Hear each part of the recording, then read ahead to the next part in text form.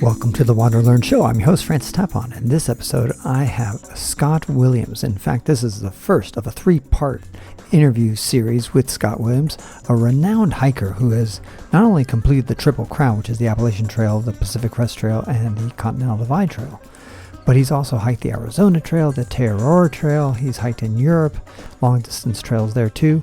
He hikes all the time and practically every day in the Bay Area, and he's 73 years young. Amazing. So he's a fascinating guy. He's hiked with me in Madagascar. We hiked together. We have lots of stories to tell. So enjoy this podcast where he talks about the Te Araroa Trail in New Zealand. He wants a contrast with what Sym Blanchard talked about in a previous podcast about how Sym disliked the Te Araroa Trail. Well, Scott takes another point of view. Just take a listen.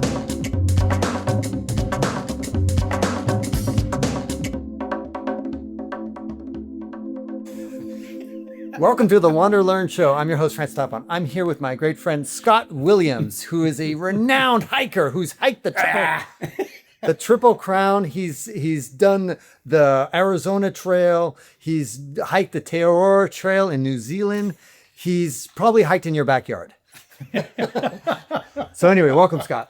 Good to see you again. So he and I, we have hiked, I think the last time we saw each other was in Madagascar. No, we met together in San Francisco. Sym got us together at one point. And, but we did. We haven't seen each other in ages. Yeah, sure. So we hiked sections of Madagascar together. Yeah. And really, you've got an impressive hiking resume. Let's start off with one thing. Like Sym, I interviewed earlier, and you can go to the show notes to hear his opinion about the Te Araroa Trail, but he didn't like it. But you have a different opinion. Well, absolutely loved it. It's a really hard trail. When I hiked it was 2016, I think, with Coyote, my friend. Okay, and this is, by the way, North and South New Zealand. North and South Islands. Right. Yeah, starting at the north, right. Day after Halloween, All Saints Day, and hiking all the way down through their summer to Bluff at the tail end. It's a hard trail. February, March, you end up at the end of February. End of February. Yeah. Okay, wow. Yeah. So it's and then Katie came over, and we spent a couple months traveling in a car after that. It was great. No, it was a 4-month walk. Wow. How many miles roughly? I mean, about 2,000. Okay, so it's like the AT, basically. It's just a hair shorter than the AT. And New Zealand has what they call the Great Walks, and they're very manicured. They're really beautiful. All over the two islands, and they're wonderful. And people know New Zealand because of those. But the Te Araroa, which means the long trail or the great trail, is not as manicured as those are, to say the least. You're up to your waist in mud at times, or sheep shit, or it's hard. You go through acres and miles and miles of gorse, which is so awful. What is gorse? Gorse is very, very spiny stuff that the English brought when they came. It's what they make hedgerows out of in England and France.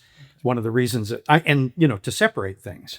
It's actually quite beautiful, but you don't want to go through it. It'll tear you to shreds. Yeah. But I did it differently than Sym. It's the first long trail that I did not, neither Coyote or I, did with connecting the dots. I got some advice beforehand. I went to people that had hiked it, and some absolutely hated it because the North Island has a lot of roadwalks, long roadwalks. But it is beautiful, and it's very cultural, lots of Maori, wonderful experiences up there. We decided early on that we were going to explore New Zealand, and the advice I'd gotten was, when you have a long, long roadwalk, go somewhere else and hike somewhere else on the island. So we went to Mount Taranaki. We went to a number, which is on the North Island.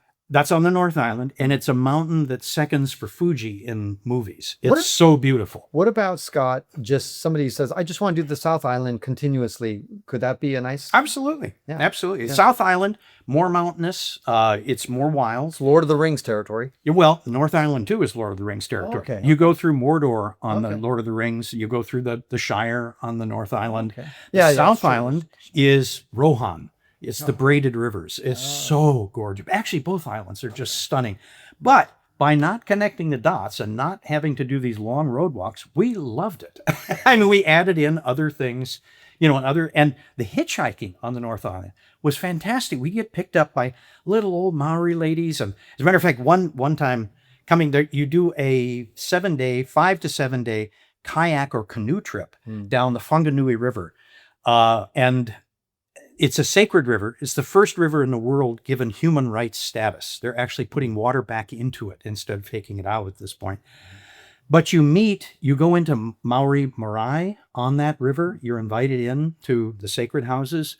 And it was so much fun. Well, one day we overshot our campground and we ended up on a beach. We didn't know where we were, but we could see there was a village above us on the map. So we started trudging up with all of our water gear, and we started hearing oldies, American oldies, blasting out over the hillsides. We get to the top. It's a Maori 40th birthday, a 3-day event with all the booze. They had just shot an elk, and they were barbecuing the elk. And we danced with these wonderful Maori people all night long. It was a fabulous experience. Yeah. That's the kind of stuff that happens on the North Island. Right. Because and as a matter of fact, all those Maori would always say, now, remember, we're country Maori. When you're in Auckland, those are city Maori. It's different. They were very clear about that, actually. Sure. And the cities are cities anywhere. Yeah, of course. But we had so Does it end in Wellington? No, it goes way beyond Wellington. Oh, wow. It ends. I thought Wellington was the bottom. No, Wellington's the bottom of the North Island. Okay, but it is an end at Wellington for the first half, yes, I guess. Absolutely. Okay. And then you take a ferry to the second half. Got it. Okay, that's what I meant. Thank you for listening all the way to the end of this WanderLearn show. I am now using Substack.com to deliver my podcast and weekly newsletter, so please subscribe to my free Substack newsletter by using the link in the show notes. Or, if you've got a good memory, browse to ftapon.substack.com. Why ftapon? Well, it's my first initial and my last name. In fact, whatever social media app you use, including YouTube, if you search for ftapon, you'll find me. So connect with me. My website is also ftapon.com. Do you have an idea, question, or comment? Leave me an anonymous voicemail at speakpipe.com/ftapon. Lastly, become a WanderLearner by joining my paid subscriptions on Substack or patreon.com/ftapon. Wherever you join, I will reward you regularly. Tell your friends to subscribe to the WanderLearn show. If you review the WanderLearn show, I'll share your review on a future episode. This is Francis Tapon, encouraging you to wander and learn.